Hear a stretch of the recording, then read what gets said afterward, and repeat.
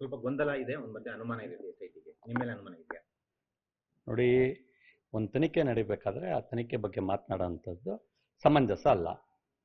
ಆ ತನಿಖೆ ಯಾವ ದಿಕ್ಕಿನಲ್ಲಾಗುತ್ತೆ, ಏನಾಗುತ್ತೆ ಅನ್ನೋದನ್ನು ಕಾದು ನೋಡೋವಂಥದ್ದು ಒಬ್ಬ ಜವಾಬ್ದಾರಿಯುತ ವ್ಯಕ್ತಿಯ ಒಂದು ನೈತಿಕತೆ ಇರುತ್ತೆ. ಹಾಗಾಗಿ ನಾನು ಯಾವುದ್ರ ಬಗ್ಗೆನೂ ಕಮೆಂಟ್ ಮಾಡಲ್ಲ.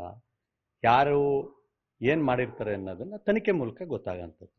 ಆದ್ರೆ ಒಂದು ಹೇಳ್ತೀನಿ, ನಾನು ಮೈಸೂರು ಚಾಮರಾಜನಗರ ಚುನಾವಣೆ ಇನ್ಚಾರ್ಜ್ ಇದ್ದೆ. ಅದಾದ ನಂತರ ಗುಲ್ಬರ್ಗ ಕೊಪ್ಪಳಕ್ಕೆ ಹೋದಂಥ ಸಂದರ್ಭದಲ್ಲೂ ಈ ಎಲ್ಲ ವಿಚಾರಗಳು ನಡಿಬೇಕಾದ್ರೆ ಭಾಳ ವಿಶೇಷವಾಗಿ ಹೇಳಿರೋ ಅಂಥದ್ದು ಒಂದೇ ಒಂದು, ಯಾವುದೇ ಕಾರಣಕ್ಕೂ ಏನು ಅಶ್ಲೀಲ ವಿಡಿಯೋಗಳಿರುತ್ತೆ ಆ ವಿಡಿಯೋಗಳನ್ನ ಯಾರು ಸೇವ್ ಮಾಡ್ಕೋಬೇಡಿ, ಯಾರು ಫಾರ್ವರ್ಡ್ ಮಾಡಬೇಡಿ.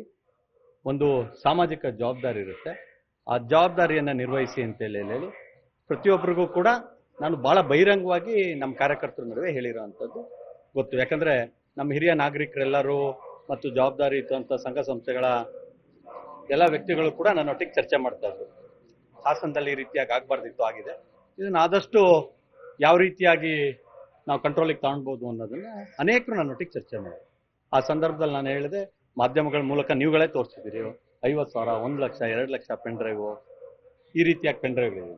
ಅಂಥ ಸಂದರ್ಭದಲ್ಲಿ ನಾನು ಹೇಳಿದ್ದಿಷ್ಟೇ, ಯಾವುದೇ ಪೆನ್ ಡ್ರೈವ್ ಎಲ್ಲೇ ಸಿಕ್ಕಿದ್ರು ಕೂಡ SIT ಏನು ಮಾನದಂಡ ಕೊಟ್ಟಿದೆ, ವಿಡಿಯೋಗಳನ್ನ ಡಿಲೀಟ್ ಮಾಡಿ ಅಂತ ಹೇಳಿದ್ದಾರೆ. ಯಾವುದೇ ಪೆನ್ ಡ್ರೈವ್ ಏನಾದ್ರು ಸಿಕ್ಕಿದ್ರೆ ಅದನ್ನು ಯಾವ ರೀತಿಯಾಗಿ ಮಾಡಬೇಕು ಅನ್ನೋ ಮಾರ್ಗಸೂಚಿಯನ್ನು ಕೊಟ್ಟಿದ್ದಾರೆ. ಅದನ್ನು ಅನುಸರಿಸಿ ಯಾವುದೇ ಕಂಪ್ಯೂಟರಲ್ಲಿ ನೀವು ಡೌನ್ಲೋಡ್ ಮಾಡ್ಕೋಬೇಡಿ, ಫಾರ್ವರ್ಡ್ ಮಾಡಬೇಡಿ, ಲ್ಯಾಪ್ಟಾಪ್ಗಳಲ್ಲಿ ಹಾಕಬೇಡಿ, ಏನು ಹೇಳಿದರೆ ಅದನ್ನು ಪಾಲಿಸಬೇಕು ಅಂತ ಭಾಳ ಶಿಸ್ತಿಂದ ನಾನು ಕೂಡ ಒಬ್ಬ ಜವಾಬ್ದಾರಿಯುತ ವ್ಯಕ್ತಿಯಾಗಿ ಭಾಳ ಕಡಾಖಂಡಿತವಾಗಿ, ಕನಿಷ್ಠ ನನ್ನ ಸಿಕ್ಕಲ್ಲಿ ಯಾವುದೇ ಕಾರ್ಯಕ್ರಮಕ್ಕೆ ಹೋಗಲಿ, ಚುನಾವಣೆ ಮುಗಿಸಿ 4ನೇ ತಾರೀಕು ಬಂದೆ ನಾನು, ಅಲ್ಲಿಂದ ಇಲ್ಲಿ ತನಕ ಪ್ರತಿಯೊಬ್ಬರಿಗೂ ಹೇಳ್ತಾ ಬಂದಿದ್ದೀನಿ. ಯಾವ್ದಾದ್ರು ಫೋನ್ ಬಂದರೆ ಅವ್ರಿಗೆ ನೇರವಾಗಿ ಹೇಳಿದ್ದೀನಿ, ಯಾವ್ದಾದ್ರು ವಿಡಿಯೋಗಳಿದ್ರೆ ಡಿಲೀಟ್ ಮಾಡ್ರಪ್ಪ, ಯಾವುದು ಫಾರ್ವರ್ಡ್ ಮಾಡಬೇಡಿ. ಈ ರೀತಿಯಾಗಿ ಒಬ್ಬ ಜವಾಬ್ದಾರಿಯುತ ವ್ಯಕ್ತಿಯಾಗಿ ನನ್ನ ನಡವಳಿಕೆಯನ್ನು ನಾನು ಇಟ್ಕೊಂಡು ಬಂದಿದ್ದೀನಿ. ಇದಕ್ಕೆ ಮುಂದುವರೆದು ನೀವು ಇವತ್ತು ಪೆನ್ ಡ್ರೈವ್ ಇದೆ ಅಥವಾ ವಿಡಿಯೋ ಇದೆ ಅಂತೇಳಿ ಹೇಳಿ ಯಾರನ್ನಾರು ವಶಕ್ಕೆ ತಗೊಳ್ಳೋ ಅಂತ ಕೆಲಸ ಮಾಡಿದ್ರೆ ಕನಿಷ್ಠ ಹಾಸನದಲ್ಲಿ 1 ರಿಂದ 1.5 ಲಕ್ಷ ಜನ ವಶಕ್ಕೆ ತಗೋಬೇಕು. ಇದು ವಾಸ್ತವ ಸತ್ಯ. ಅಂದರೆ ಪ್ರತಿಯೊಬ್ಬರು ಮೊಬೈಲ್ಗೂ ನಿಮ್ಗೆ ವಾಟ್ಸಪ್ ಬಂದರೆ ಅಕ್ಸೆಪ್ಟ್ ಟು ಡಿಕ್ಲೈನು ಅಂತೇಳಿ ಇರೋದಿಲ್ಲ ನಿಮ್ಮಲ್ಲಿ, ಪ್ರತಿ ಮೆಸೇಜು ಬರೋ ಅಂಥದ್ದು ಇರುತ್ತೆ. ಆ ರೀತಿಯಾಗಿ ಫಾರ್ವರ್ಡ್ ಆಗಿರೋಂಥದ್ದು ಸರ್ವೇ ಸಾಮಾನ್ಯ. 1-1.5 ಲಕ್ಷ ಜನರು ಮೊಬೈಲಲ್ಲಿ ಇರೋಂಥದ್ದನ್ನು ನೀವು ಯಾರೋ ನಿರ್ದಿಷ್ಟವಾಗಿ ಒಬ್ಬರು ಇಬ್ಬರ ಹತ್ರ ಮಾತಾಡಿದ್ರೆ ಅದರಲ್ಲಿ ಏನೂ ಉಪಯೋಗ ಇರಲ್ಲ. ಹಂಗಾಗಿ ತನಿಖೆನ ಭಾಳ ವ್ಯವಸ್ಥಿತವಾಗಿ ಮಾಡೋ ಅಂಥದ್ದು ಭಾಳ ಅವಶ್ಯಕತೆ ಇದೆ. ಅವರು ಯಾರ ಹತ್ರ ಒಬ್ಬರ ಹತ್ರ ಸಿಕ್ಕಿದೆ ಅಂತ ಹೇಳಿದ್ರೆ ಎಲ್ಲಿ ಸಿಕ್ತು ಅನ್ನೋದ್ರ ಬಗ್ಗೆ ಮಾಹಿತಿ ಮಾಡ್ಕೋಬೇಕು. ಹಾಗಾಗಿ ಹೆಚ್ಚು ಇದ್ರ ಬಗ್ಗೆ ಬೇರೆ ರೀತಿಯಾದಂಥ ಅರ್ಥ ಕಲ್ಪಿಸುವಂಥದ್ದು ಅವಶ್ಯಕತೆ ಇದೆ. ನಮ್ಮ ಕ್ರಿಯೆಗಳನ್ನ ಯಾಕೆ ಅರೆಸ್ಟ್ ಮಾಡಿದ್ರು ಸರ್? ಸ್ವಲ್ಪ ಗೊಂದಲ ಇದೆ, ಒಂದು ಮಧ್ಯೆ ಅನುಮಾನ ಇದೆ ಎಸ್ಐಟಿಗೆ. ನಿಮ್ಮ ಮೇಲೆ ಅನುಮಾನ ಇದೆಯಾ? ನೋಡಿ, ಒಂದು ತನಿಖೆ ನಡಿಬೇಕಾದ್ರೆ ಆ ತನಿಖೆ ಬಗ್ಗೆ ಮಾತನಾಡೋವಂಥದ್ದು ಸಮಂಜಸ ಅಲ್ಲ. ಆ ತನಿಖೆ ಯಾವ ದಿಕ್ಕಿನಲ್ಲಾಗುತ್ತೆ, ಏನಾಗುತ್ತೆ ಅನ್ನೋದನ್ನು ಕಾದು ನೋಡೋವಂಥದ್ದು ಒಬ್ಬ ಜವಾಬ್ದಾರಿಯುತ ವ್ಯಕ್ತಿಯ ಒಂದು ನೈತಿಕತೆ ಇರುತ್ತೆ. ಹಾಗಾಗಿ ನಾನು ಯಾವುದ್ರ ಬಗ್ಗೆನೂ ಕಮೆಂಟ್ ಮಾಡಲ್ಲ. ಯಾರು ಏನು ಮಾಡಿರ್ತಾರೆ ಅನ್ನೋದನ್ನು ತನಿಖೆ ಮೂಲಕ ಗೊತ್ತಾಗೋಂಥದ್ದು.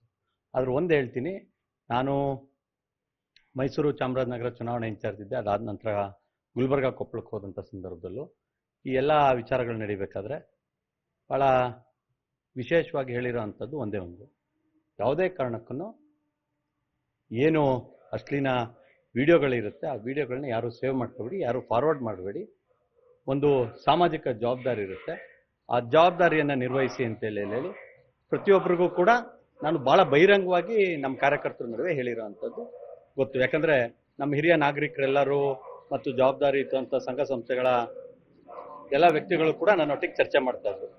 ಹಾಸನದಲ್ಲಿ ಈ ರೀತಿಯಾಗಿ ಆಗಬಾರ್ದಿತ್ತು, ಆಗಿದೆ. ಇದನ್ನು ಆದಷ್ಟು ಯಾವ ರೀತಿಯಾಗಿ ನಾವು ಕಂಟ್ರೋಲಿಗೆ ತಗೊಳ್ಬೋದು ಅನ್ನೋದನ್ನು ಅನೇಕರು ನನ್ನೊಟ್ಟಿಗೆ ಚರ್ಚೆ ಮಾಡಿದ್ರು. ಆ ಸಂದರ್ಭದಲ್ಲಿ ನಾನು ಹೇಳಿದೆ, ಮಾಧ್ಯಮಗಳ ಮೂಲಕ ನೀವುಗಳೇ ತೋರಿಸಿದ್ದೀರಿ 50,000, 1 ಲಕ್ಷ, 2 ಲಕ್ಷ ಪೆನ್ ಡ್ರೈವು, ಈ ರೀತಿಯಾಗಿ ಪೆನ್ ಡ್ರೈವ್ಗಳಿವೆ. ಅಂಥ ಸಂದರ್ಭದಲ್ಲಿ ನಾನು ಹೇಳಿದ್ದಿಷ್ಟೇ, ಯಾವುದೇ ಪೆನ್ ಡ್ರೈವ್ ಎಲ್ಲೇ ಸಿಕ್ಕಿದ್ರು ಕೂಡ SIT ಏನು ಮಾನದಂಡ ಕೊಟ್ಟಿದೆ, ವಿಡಿಯೋಗಳನ್ನ ಡಿಲೀಟ್ ಮಾಡಿ ಅಂತ ಹೇಳಿದ್ದಾರೆ. ಯಾವುದೇ ಪೆನ್ ಡ್ರೈವ್ ಏನಾದ್ರು ಸಿಕ್ಕಿದ್ರೆ ಅದನ್ನು ಯಾವ ರೀತಿಯಾಗಿ ಮಾಡಬೇಕು ಅನ್ನೋ ಮಾರ್ಗಸೂಚಿಯನ್ನು ಕೊಟ್ಟಿದ್ದಾರೆ.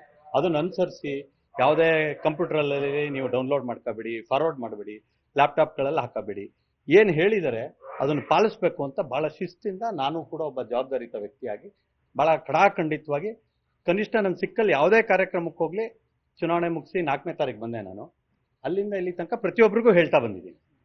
ಯಾವ್ದಾದ್ರು ಫೋನ್ ಬಂದರೆ ಅವ್ರಿಗೆ ನೇರವಾಗಿ ಹೇಳಿದ್ದೀನಿ, ಯಾವ್ದಾದ್ರು ವಿಡಿಯೋಗಳಿದ್ರೆ ಡಿಲೀಟ್ ಮಾಡ್ರಪ್ಪ, ಯಾವುದು ಫಾರ್ವರ್ಡ್ ಮಾಡಬೇಡಿ. ಈ ರೀತಿಯಾಗಿ ಒಬ್ಬ ಜವಾಬ್ದಾರಿಯುತ ವ್ಯಕ್ತಿಯಾಗಿ ನನ್ನ ನಡವಳಿಕೆಯನ್ನು ನಾನು ಇಟ್ಕೊಂಡು ಬಂದಿದ್ದೀನಿ. ಇದಕ್ಕೆ ಮುಂದುವರೆದು ನೀವು ಇವತ್ತು ಪೆನ್ ಡ್ರೈವ್ ಇದೆ ಅಥವಾ ವಿಡಿಯೋ ಇದೆ ಅಂತೇಳಿ ಹೇಳಿ ಯಾರನ್ನಾರು ವಶಕ್ಕೆ ತಗೊಳ್ಳ ಅಂತ ಕೆಲಸ ಮಾಡಿದ್ರೆ ಕನಿಷ್ಠ ಹಾಸನದಲ್ಲಿ 1 ರಿಂದ 1.5 ಲಕ್ಷ ಜನ ವಶಕ್ಕೆ ತಗೋಬೇಕು. ಇದು ವಾಸ್ತವ ಸತ್ಯ. ಅಂದರೆ ಪ್ರತಿಯೊಬ್ಬರು ಮೊಬೈಲ್ಗೂ ನಿಮ್ಗೆ ವಾಟ್ಸಪ್ ಬಂದರೆ ಅಕ್ಸೆಪ್ಟ್ ಟು ಡಿಕ್ಲೈನು ಅಂತೇಳಿ ಇರೋದಿಲ್ಲ ನಿಮ್ಮಲ್ಲಿ. ಪ್ರತಿ ಮೆಸೇಜು ಬರೋ ಅಂಥದ್ದು ಇರುತ್ತೆ. ಆ ರೀತಿಯಾಗಿ ಫಾರ್ವರ್ಡ್ ಆಗಿರೋಂಥದ್ದು ಸರ್ವೇ ಸಾಮಾನ್ಯ. 1-1.5 ಲಕ್ಷ ಜನರು ಮೊಬೈಲಲ್ಲಿ ಇರೋಂಥದ್ದನ್ನು ನೀವು ಯಾರೋ ನಿರ್ದಿಷ್ಟವಾಗಿ ಒಬ್ಬರು ಇಬ್ಬರ ಹತ್ರ ಮಾತಾಡಿದ್ರೆ ಅದರಲ್ಲಿ ಏನೂ ಉಪಯೋಗ ಇರಲ್ಲ. ಹಂಗಾಗಿ ತನಿಖೆನ ಭಾಳ ವ್ಯವಸ್ಥಿತವಾಗಿ ಮಾಡೋ ಅಂಥದ್ದು ಭಾಳ ಅವಶ್ಯಕತೆ ಇದೆ. ಅವರು ಯಾರ ಹತ್ರ ಒಬ್ಬರ ಹತ್ರ ಸಿಕ್ಕಿದೆ ಅಂತ ಹೇಳಿದ್ರೆ ಎಲ್ಲಿ ಸಿಕ್ತು ಅನ್ನೋದ್ರ ಬಗ್ಗೆ ಮಾಹಿತಿ ಮಾಡ್ಕೋಬೇಕು. ಹಾಗಾಗಿ ಹೆಚ್ಚು ಇದ್ರ ಬಗ್ಗೆ ಬೇರೆ ರೀತಿಯಾದಂಥ ಅರ್ಥ ಕಲ್ಪಿಸುವಂಥದ್ದು ಅವಶ್ಯಕತೆ ಇದೆ. ಕನ್ನಡಿಗರ ಮೆಚ್ಚಿನ ನಿಮ್ಮ ನ್ಯೂಸ್ 18 ಕನ್ನಡ ಈಗ ವಾಟ್ಸ್ಆಪ್ನಲ್ಲಿಯೂ ಲಭ್ಯ. ಕರ್ನಾಟಕ ಮತ್ತು ದೇಶ ವಿದೇಶದ 360 ಡಿಗ್ರಿ ಸುದ್ದಿ ವಿವರವನ್ನ ನೀವು ನಿಮ್ಮ ಕೈ ಬೆರಳುಗಳಲ್ಲಿಯೇ ಪಡೆಯೋದಿಕ್ಕೆ ಈ QR ಕೋಡ್ ಅನ್ನ ಸ್ಕ್ಯಾನ್ ಮಾಡಿ. ನಮ್ಮ ಚಾನೆಲ್ ಅನ್ನ ಫಾಲೋ ಮಾಡಿ, ನೋಟಿಫಿಕೇಶನ್ ಆನ್ ಮಾಡಿ.